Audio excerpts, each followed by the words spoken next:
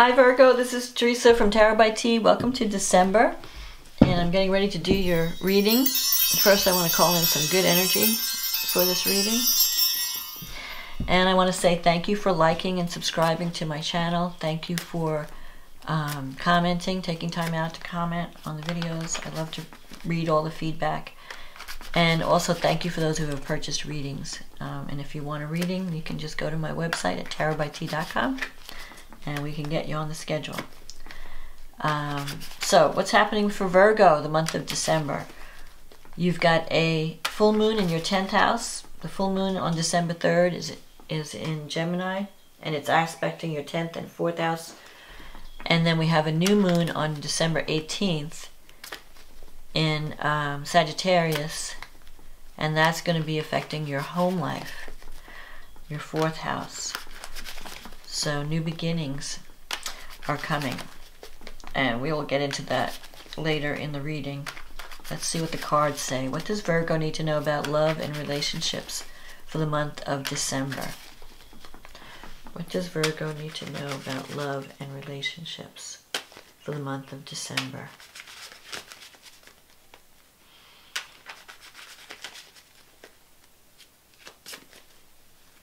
What does Virgo need to know about love and relationships?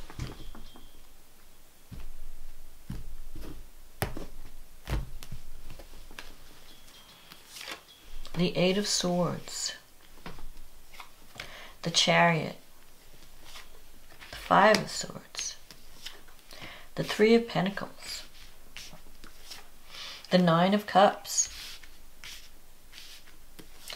the Temperance card, the Seven of Pentacles, the Empress, the Two of Cups, and the Eight of Cups. Interesting. Okay, so the Eight of Swords, you start the month off feeling limited or restricted in some way. It's like you want to do something, or you want to be released from something that's making you feel restricted.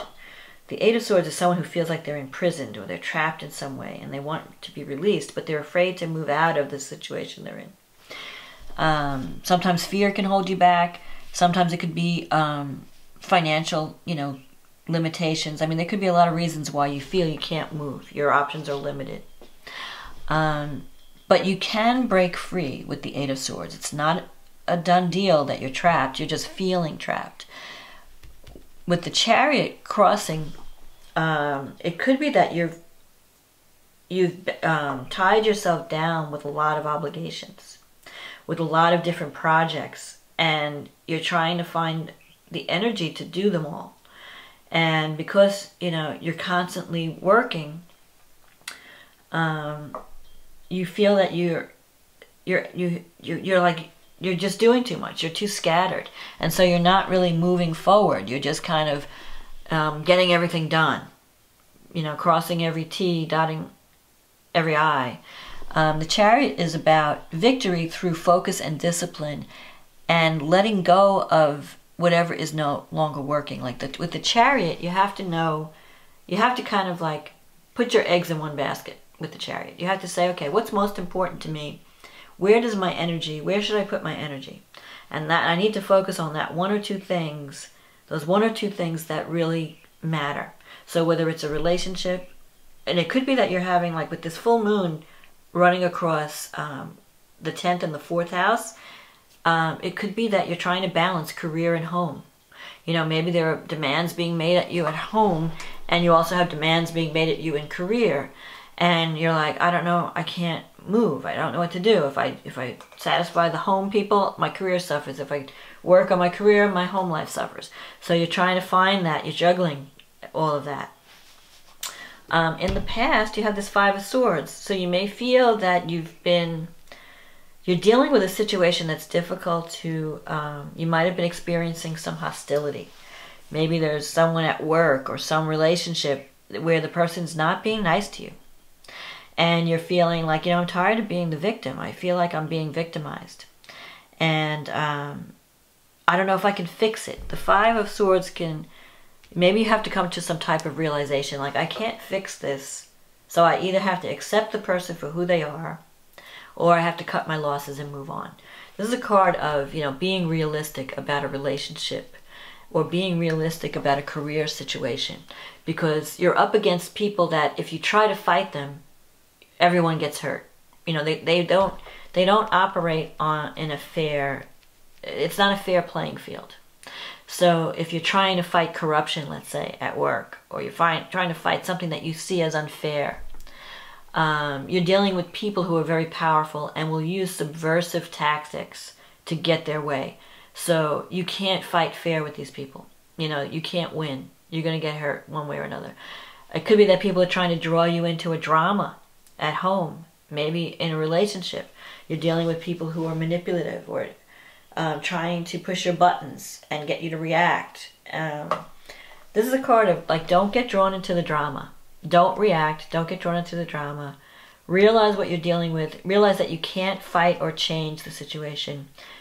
You can only move on, or you can only, you know, decide how you're going to respond. But if you're spending a lot of energy trying to change someone, you're wasting your time. The Five of Swords is like, no, you're not going to change the situation. So you either have to accept it or walk away. Now, you have the Three of Pentacles here in your recent past. So this is a card of career recognition. So you are getting some, you have a talent in a certain area, and you are getting recognition. And it could be that there's some jealousy at work, and that's why you're getting this hostility. You know, people are seeing that you're getting recognized and they're not happy. And they're jealous, and so they're giving you a hard time, or they're making life difficult for you. Especially since you have Neptune going through the 7th house at this full moon. And Neptune can be the house of soulmate energy, you know, creativity, inspiration in relationships, but can also be a house of deception. So someone may be offering you something that's underhanded, that's not about, you know, there could be some illusion or deception. Like you may be glamorizing someone or not seeing their, you know, their true colors. So you have to be careful with the relationships that you form and make sure you're seeing what's really there. You have Jupiter going through your 3rd house right now. And Jupiter's kind of connected to this full moon also. So it's going to increase. It increases whatever it touches. So if there's any kind of deception or any kind of illusion, it's going to increase that. So you could be, in the 3rd house, you could be having issues with relatives or brothers and sisters. It's also a house of communication. So you want to watch what you're saying and don't go over the top in communication. Don't, you know, blurt things out or be too confident thinking that everything's going to work out. You have to really, with Neptune, you have to really make sure that you're getting an honest appraisal, that you're seeing things clearly in relationships. And also with the full moon usually brings things to light. So if there's anything underhanded going on in a relationship or at home or in career, you're going to see the truth. The truth is going to come out. But don't let that take away from your success, because you are in the success mode with this 3 of Pentacles.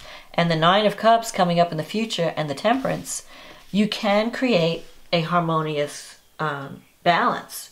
This is a card about balance. It's about learning how to blend, you know, deal with both sides and try to find a compromise. So I think that in December, you're going to be trying to compromise. Where can I compromise? Where can I, you know, reach some kind of a win-win agreement so that everyone's happy? And I think you can do that. So you could have a relationship. If you're in a relationship, there could be harmony. You can develop harmony. You can develop, and I think there's going to be prosperity and abundance coming to you. You have this Empress here. The only thing is you have to think positive. You have to think more positively.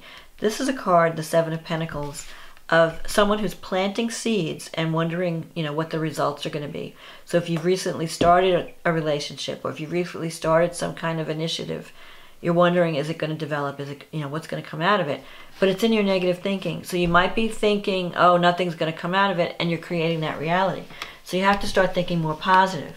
Start to, you know, visualize a positive outcome. In your environment, you have the Empress. So this is a card of, you know, childbirth and motherhood. So for some of you, you could be There could be children. You could be very connected with family in December. Maybe you're reconnecting with children, or you're creating that family environment. It could be that and if you're in a relationship, you could be with someone who's very nurturing, or you're the one who's got to nurture someone. One of you is being the mother in a relationship. This is also a card of creativity and abundance. So you could be giving birth not to a child, but a project. So there could be some creative project that's your baby, and you're working on it, and you're trying to, you're bringing it, you're developing it. It's just going to take some time. It's kind of like a baby. You have to nurture it, you have to feed it, and it'll grow, and eventually it'll become an adult. Well, it's the same with a project that you're working on. You're at the beginning stages. You're starting to get recognition. Good things are happening. You're making positive connections. You're learning how to balance work and home. And you could start something that really leads to abundance. This is a card of harvest and abundance, because you're going to have this new moon. The new moon in Sagittarius happens in your 4th house, and it's connected to Uranus in a positive way in your 8th house. That's financial backing. That's resources. And so you could get like a windfall of support suddenly, because Uranus has to do with sudden developments, but it also has to do with technology. So you may have to use technology or science or some type of unusual, thinking out of the box kind of thing to bring in more financial resources so that you can move ahead with whatever you're planning. Uranus also rules your partner's income in the 8th house. So your partner could have some unexpected, it could go either way, positive, up or down, but Uranus always represents surprise and sudden, energy. Maybe your partner gets a job where they have more freedom, or they get to work in some way, in some kind of working on technology in somehow, or using technology to bring in more income. You have in your wish fulfillment sector the 2 of Cups. This is again an indication of a good connection, a good partnership. So you could be connecting with someone in December that you really feel is a soulmate connection, or that's what you want anyway. It's in your wish fulfillment. So if you're not in a relationship, you really want to meet someone that you can really connect with. If you are in a relationship, or if you've recently met someone, you have a really beautiful connection that you can build on.